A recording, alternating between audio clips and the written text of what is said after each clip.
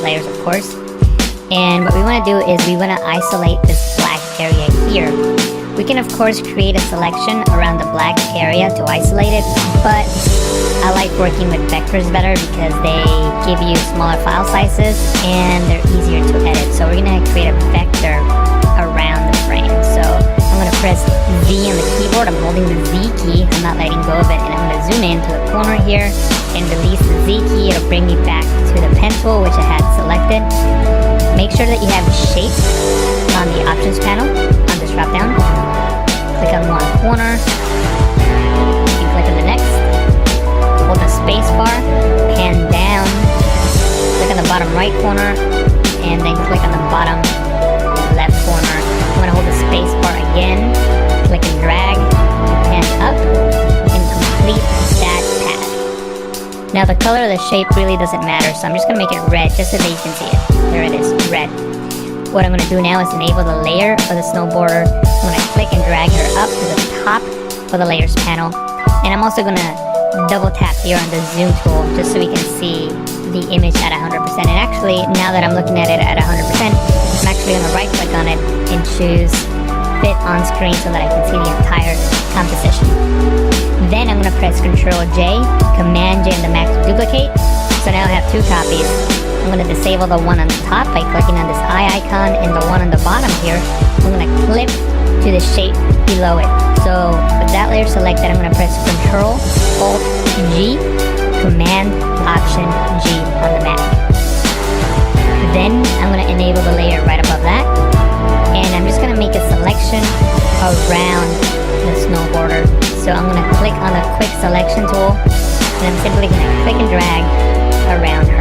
Now you don't have to be very precise at this moment. You can just click and drag, and we'll worry about the details later. So we're just going to select her as quick as we can. So I'm just clicking and dragging, and notice that my selection is not very accurate. You shouldn't spend too much time at this moment. If you select an area like this part here that is obviously not going to be part of the selection, I'm going to hold Alt, Option on the Mac, click and drag just to refine that selection just a little bit more.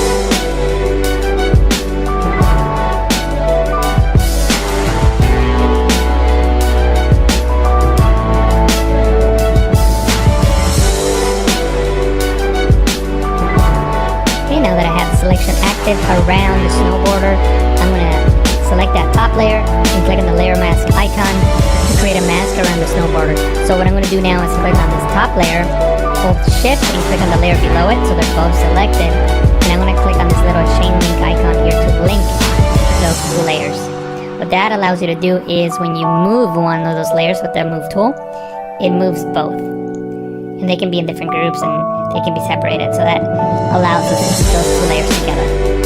What I'm going to do now is press Ctrl T, Command T to transform, to scale this and adjust it accordingly. If you can't see the corner handles that you want to click and drag on, you can press Ctrl 0, that's Command 0 on the Mac, for the bird's eye view that allows you to see all four corner handles. Then I'm going to click and drag on this one here to scale it down. I'm holding Shift, Alt, that's Shift, Option on the Mac. Now at this point, we can go back and adjust the layer mask if we need to. So I'm going to zoom in just so we can see the areas that we need to work on. So we need to work on this area and then the blue outline around her body. So we can adjust that by clicking on the layer mask in the properties panel. You can click on mask edge. If you don't see the properties panel, you can go into window, properties. Click on mask edge and then maybe shift edge with a negative value and see how that's adjusted. So we keep adjusting it and making sure that that line is gone, but we don't lose any detail that we want to keep. Also, with this brush selected, I can click and drag here on the hair, and hopefully we'll get a better selection.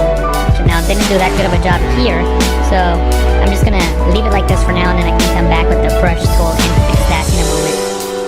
So I'm gonna press OK, click on the brush tool, paint with white in areas that I want to keep. So I'm just gonna paint with white in these areas here.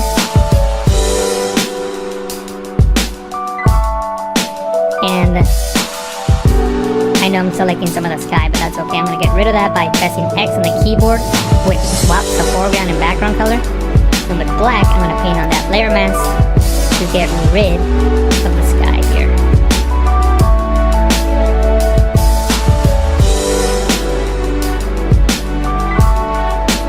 And I'm not going to take the time to do so now.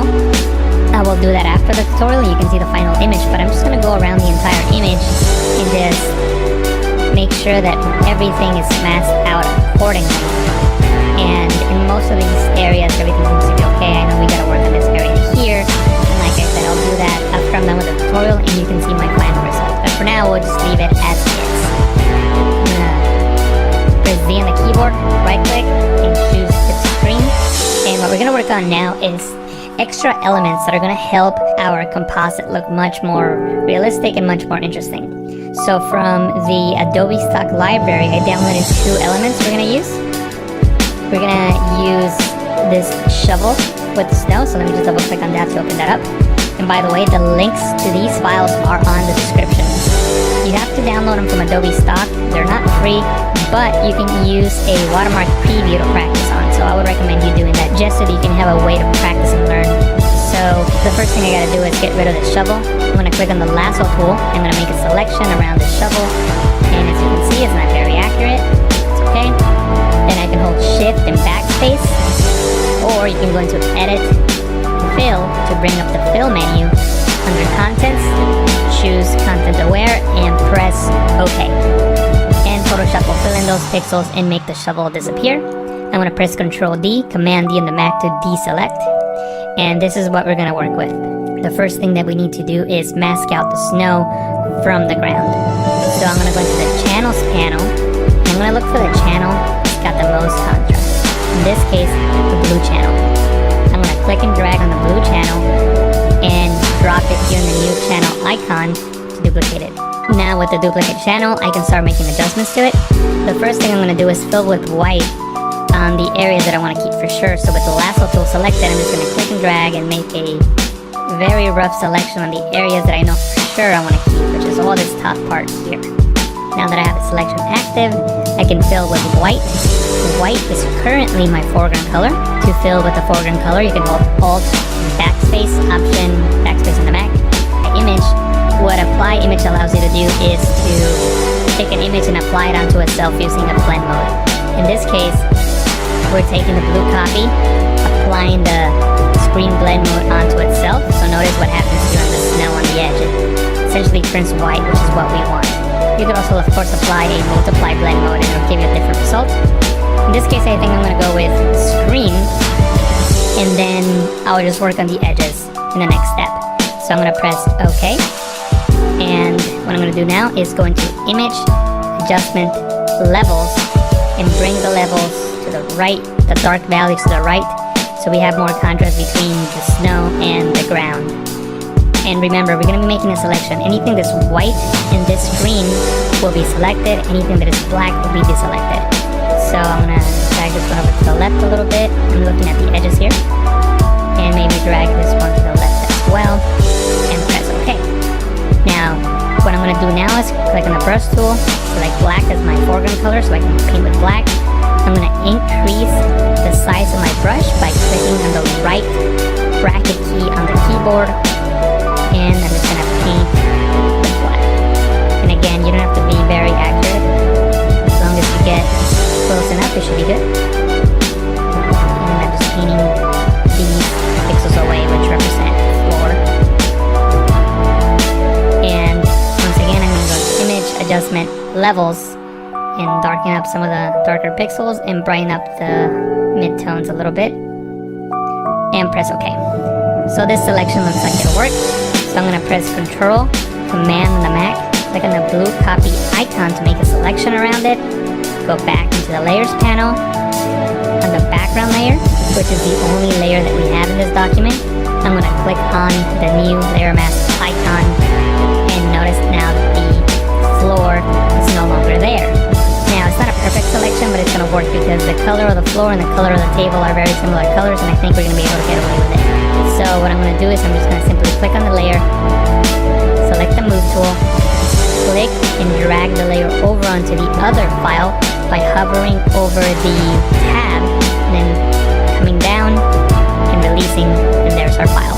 It's a really big layer, so we're going to need to scale it down. Control T, Command T on the Mac to transform. We can't see the corner handles, so I'm going to press Control 0, Command 0 on the Mac, there's the corner handles, and now I'm going to adjust them accordingly. I'm holding shift as I'm clicking on these corner handles to keep the file constrained. The angle's not really matching my scene, so I'm going to right click on it and choose flip horizontal, and from here I can match the scene a little bit better, and I can even distort it if I want to. If you right click on it and choose distort, just to get a better perspective of the scene that we're working with, maybe something like this, and press enter when you're done. Now that we have this file in place, I'm going to press V on the keyboard, right click, fit to screen, then I'm going to press V on the keyboard to get the move tool, and maybe I can move it around if I need to, and I'm going to click on the new group icon to create a new group. I'm going to click and drag this snow layer in there, I'm going to collapse it, and now it's in that group. Next, I'm going to hold Alt, Option on the Mac, and click on the layer mask icon to create a black layer mask which hides everything. And then, with the brush tool, I can paint with white on this layer mask to start revealing some of that snow. So I'm going to use the bracket keys on the keyboard as I work to increase and decrease the size of my brush. So I'm just painting with white, just bringing in some of that snow.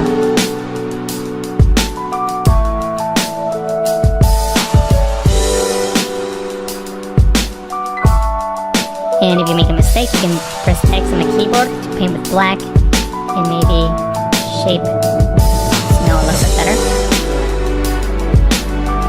Maybe something like that. What we're going to do now is work with different elements. So I'm going to open up the libraries panel, and I'm going to open up this file here, which is these snow elements that were also downloaded from Adobe Stock.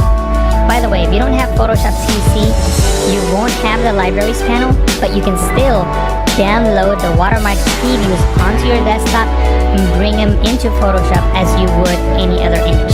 So you can still work with the previews. So what I'm going to do now is just select one of these elements and bring it over to the file that I'm working with. So I'm going to click on the lasso tool, and I'm going to select this element first. So I'm going to select it, go to Edit and Copy, or you can press Ctrl C. I'm going to deselect that element, Ctrl D, Command D on the Mac, go back into the file that we're working with, and I'm going to paste it here, Ctrl V, Command V on the Mac, and there it is. As you can see, it's a high resolution file, which is good. I'm going to change the blend mode to screen so the black pixels disappear, and we only keep the bright pixels, in this case the snow.